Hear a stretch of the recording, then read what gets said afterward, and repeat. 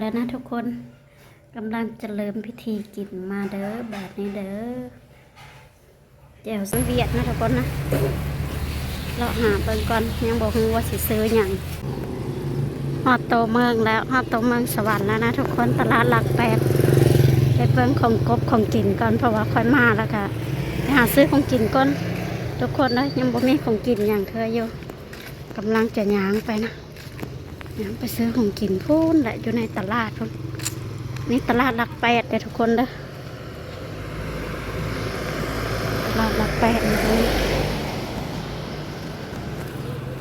หลายคนก็สิได้ย่างนะเพราะว่าเขาจำมาคือกับผมคือกันโอ้ยมาหอดตลาดยังบอกว่าสิซื้ออย่างนะเข้าไปบอกเบิ่งก่อน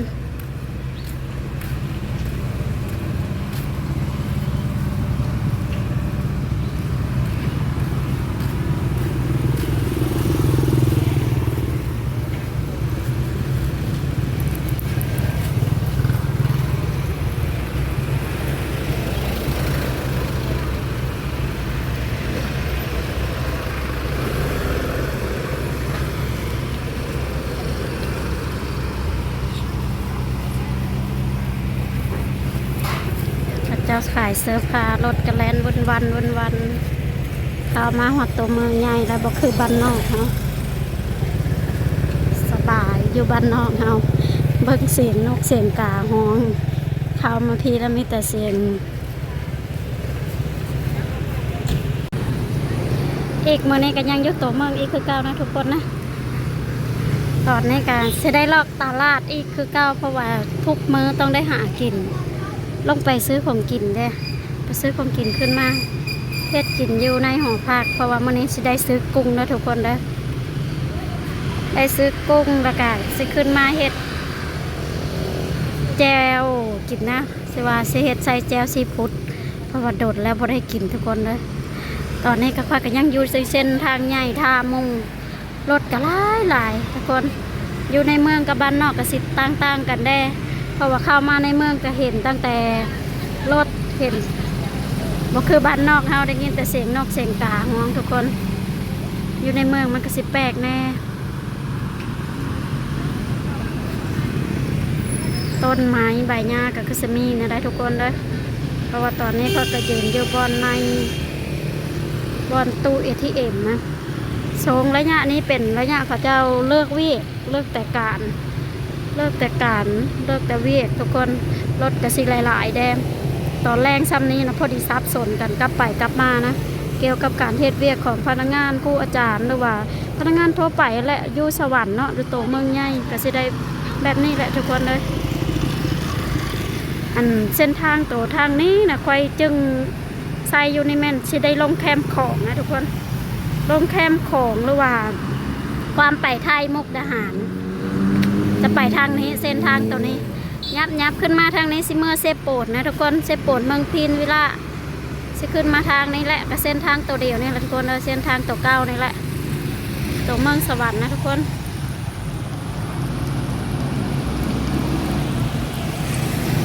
ตอนนี้ก็ท่าเดียวท่ามูคอ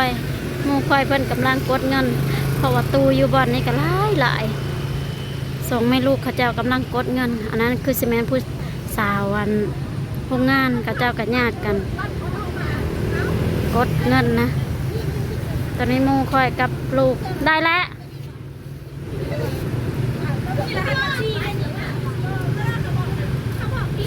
สองแม่ลูกเขาเจ้ากำลังกดเงินคอยกระยืนทากำลังจะไปตลาดกดเงินได้แล้วก็ไปตลาดไปซื้อของกิน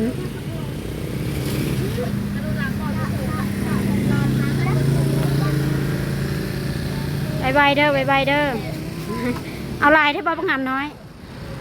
เอาจักพันฮะ100,000บ่เอา100,000โอ้100,000โอ้ได้2 ใบเนาะไปจ่ายอยู่ตลาดบ้านนี้ก็ไปตลาดต่อนะทุกคนนะเพราะว่าจะได้เข้าตลาดสองไม่ลูกเพิ่นก็ได้เงินแล้วก็ได้เข้าตลาดซื้อของกินคือกันกับพลอย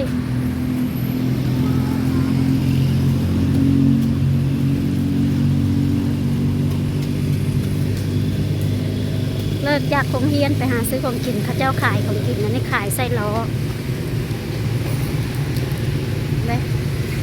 จักสิมีอย่างแน่เนาะทุกคนไปเบิ้งไปรอลุ้นน้ำกันว่าสิมีอย่างกินได้มื้อนี้นะไปน้ำกันได้ทุกคนเด้อขายมากมายมังม่วงยังมีอยู่เด้อทุกคนเด้อมังม่วงอีหยังก็มีได้มานักเรียนสาวนักเรียนเพิ่นซื้อแต่สาวนักเรียนได้เพราะว่าเขาเจ้าเลือกจากเวียกแล้วก็มาซื้อเลือกจากโรงเรียนแล้วก็มาซื้อของก็ของกินกันเลยก็จะเป็นทางใหญ่ยางอีกอยากปั่นเข่าอยู่ในเมืองก็ได้จะไปปั่นอยู่สายอีกบัดนี่ มันอยู่หนาแหละ ได้หน้าอยู่บ่แถวในเมืองอยู่บ่ทำน้อยจะได้ยังทำน้อยน่ะได้รถบ่ฮะจะได้เสื้อโอ้ยคะแนนได้หมูจักแน่อยากได้คือดาบประสุกเสือสมอยแล้วค่อยจะได้ตลอดเด้อพอไปอยากเล่นอย่างทั้งนั้นจะได้ตลอดโทรมาแต่ละมือก็ไปจะได้อย่างจะได้เครื่องเล็กเป็นรถ คอยนะตอนที่มาน้ำโถน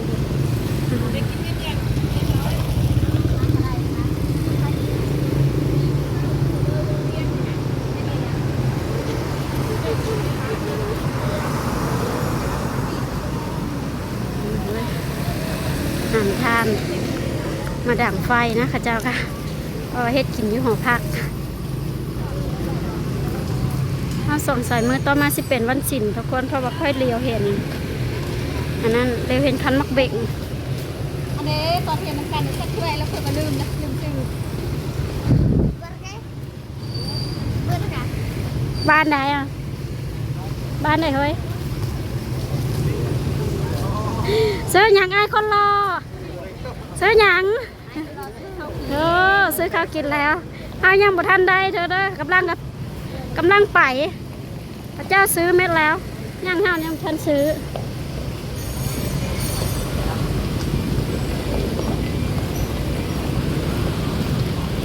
เราในตลาดเนาะไปประงามน้อยไป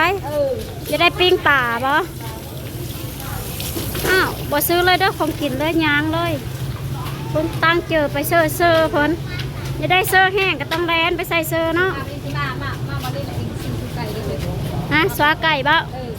บัดกลับมาบ่ก็บ่ซื้อแล้วก็ไปเฮ้ยไปเลยที่หัดจะหิวนี่อันนี้ก็มีบ่สุกิล่าบ่คนละได้เงินคนละจังซื้อให้หันน้อยเอาตลาดหาซื้อสุดกีฬาให้เท้าน้อยนี่นะเท้าขันทวงเท้าพุทธวงบ่วงพระจันทร์ซื้อเครื่องให้เท้าวงพระจันทร์ก่อนเพิ่นกระเต้นดองได้สิได้เครื่องเลยแต่บ่ฮู้ว่ายังสิได้หยังเอ้าแม่ตัวไปคือซื้อแบบนี้เสียซะเลยโอ้ตัวงามๆเลยปลาเอ้ยพอดีเลยตัวนะคนสูงยาวซ้ำมากบ่ได้สีแดงมากสีแดงได้สีแดงแบบนี้ได้หาน้อยมีเบอร์เก่าทั้งหลังเอาบ่ มีมากก็ได้ไปต่อมากแบบเลยสอกจมพลสิเป็นเสื้อเด็กน้อยเสื้อแบบได้บ่น้อยบ่หันเอ้ยนั้นเลยใหญ่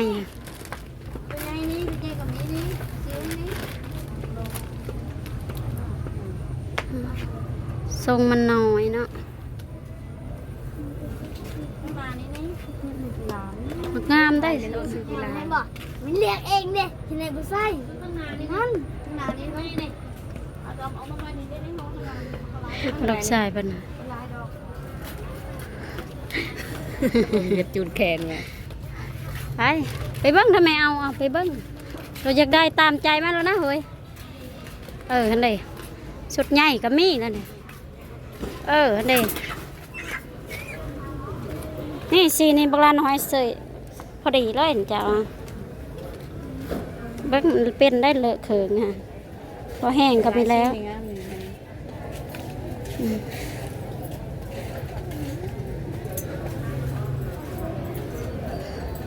ยังบอกว่าเสียสุดใดบ่มักสีแดง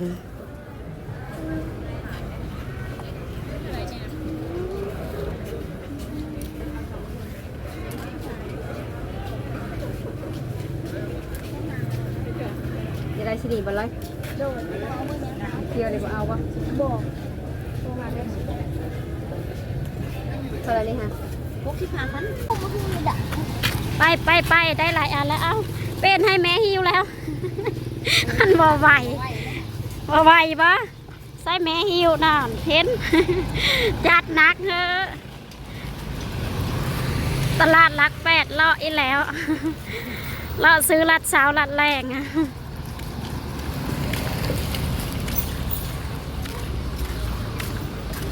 เพราะว่าค่อยก็ได้หลายเติบหลายอย่างแต่เป็นอีกสามอย่าง2อย่างผู้ทางนี้สหิวมักหมูนักเป็นกิโลพุ่นละสอบสีห่อนห้องกับพอแห้งเต็มละนักบ่ว้าวเลย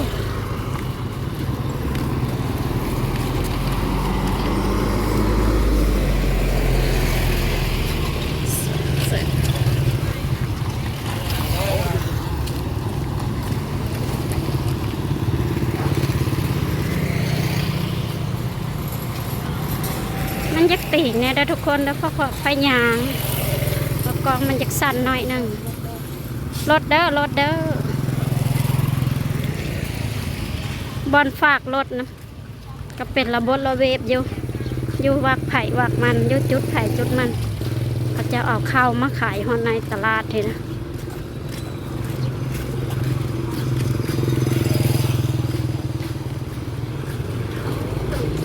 เมื่อพาเบิ่งมังโมมันสิถ้าถอดมันเนาะคันบ่ซื้อจะซื้อนี่แหละเห็นถอดมัน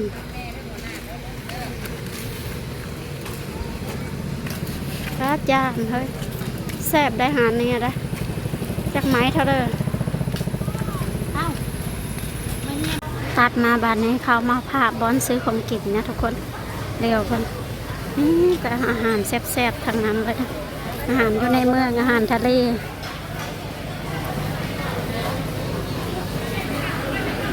ปลาได้มันสิดองเสือข้าวได้มากมายไปสิซื้ออย่างเด้มากินเด้ยังบ่หูแนวซื้อเธอเด้อหาเลาะเบิ่งก่อนรักสิซื้ออย่างมีสีในอย่าง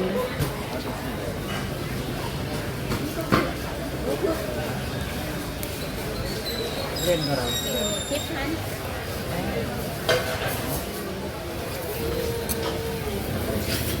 คือมันแพง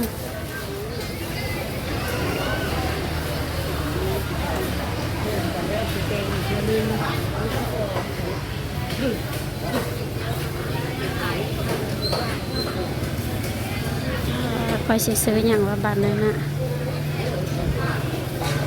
อยากซื้อเครื่องมาเฮ็ด40กับจักสิเฮ็ดแนวใดน้องสาวกับบ่อยู่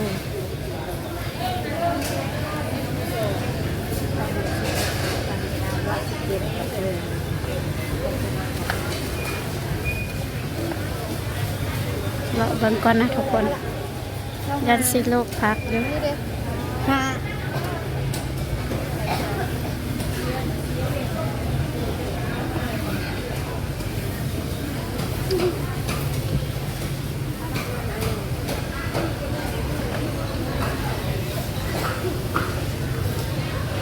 สิกินแบบทหารทะเลกันเด้อ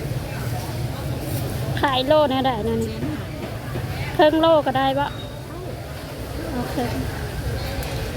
แล้วเอาตัวใหญ่นี่เด้อ ตัวใหญ่107,000 เครื่องโลก็ได้ด้วยนะบ่ได้บ่ตัวนี้เอาเครื่องโลตัวนี้ไปเอาตัวนี้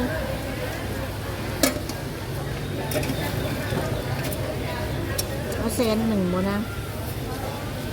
แสนนะคะ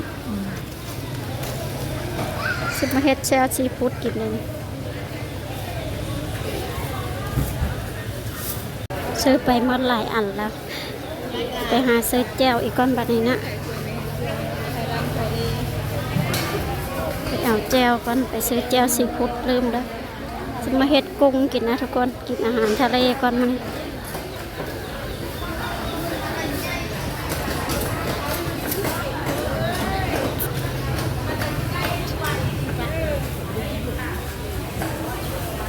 ตอนนี้ก็ได้กุ้งมาแล้วนะ ำลังสิเตยเลอะขี้มันออกนี่แหละ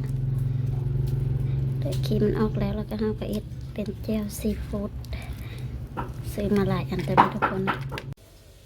ซอยแล้วยังบ่ทันลงแจ่วซีฟู้ดแล้วนะทุกคนกำลังจะเริ่มพิธีกินมาเด้อแบบนี้เด้อแจ่วซีฟู้ดกับกุ้งค่อยซื้อมาแต่ตลาดวันนี้กินอาหารทะเลแบบง่ายๆ